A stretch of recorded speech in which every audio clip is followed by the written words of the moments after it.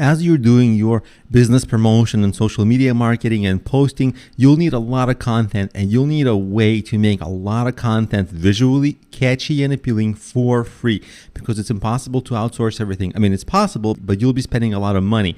So what I'd like to introduce to you in this video is Canva.com. Canva.com is like a free online version of a poor man's Photoshop, but it's not a poor man's thing. It's actually really nice, and you can create really amazing images and infographics and presentations. All these things can be shared online to get attention, to get shared on social media, to get reshared, to get links, to get attention.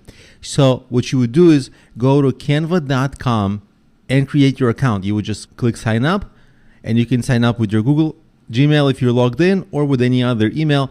You'd sign up, and in the next video, I'll show you how to actually use this site in order to get free images and infographics to use in your marketing.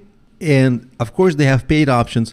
You don't have to do the paid options, but the paid options obviously take you to the next level in like extra beautifully made images and infographics and other things. But this site actually has a lot of great content you can use for free.